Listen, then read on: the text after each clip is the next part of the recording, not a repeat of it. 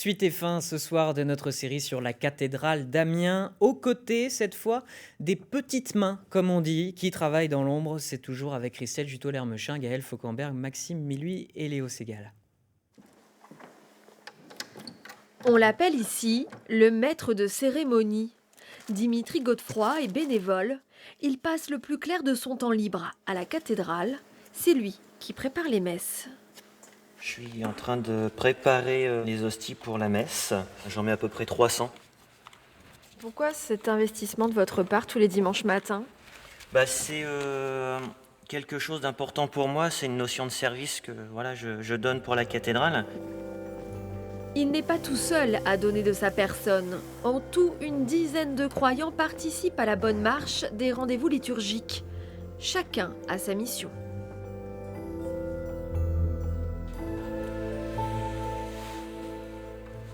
Véronique Leroy s'occupe de l'accueil du public et de l'entretien des robes ecclésiastiques. Je suis bénévole, plutôt volontaire, comme on peut le dire ici à la cathédrale. C'est-à-dire que moi j'ai proposé mes services dans la mesure du possible. Voilà. Pourquoi cet engagement ?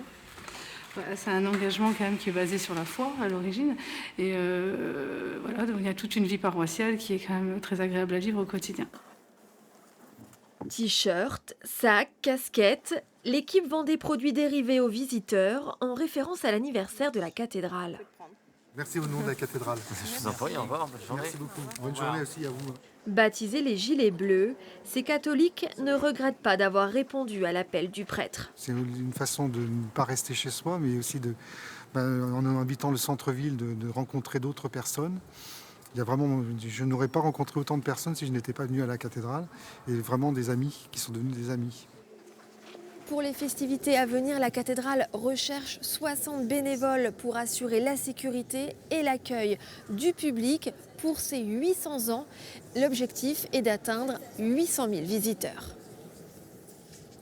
Michel, Laporte, Saint-Firmin et moi et Patrick, on fait le tour dans la cathédrale comme d'habitude pour sécuriser les gens, les fidèles. Joseph est le seul salarié. Il travaille main dans la main avec le prêtre Don Édouard. Pour aujourd'hui non, justement il y a un baptême après la messe. Deux autres mains ont toute leur importance pour faire vibrer le cœur de l'assemblée, celle de l'organiste. Un honneur pour Geoffrey Chénier de jouer dans la cathédrale d'Amiens.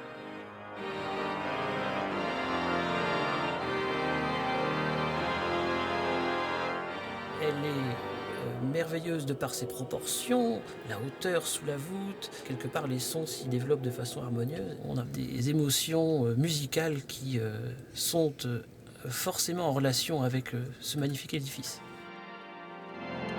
Dans la scénographie, les enfants ont eux aussi leur rôle à jouer. On les appelle les servants. Tu es servante depuis combien de temps ? Depuis bientôt 1 an. Et tu vas continuer longtemps ? Ce sera jusqu'à mes 13 ans. Moi, ça m'aide beaucoup à prier et du coup, j'aime beaucoup.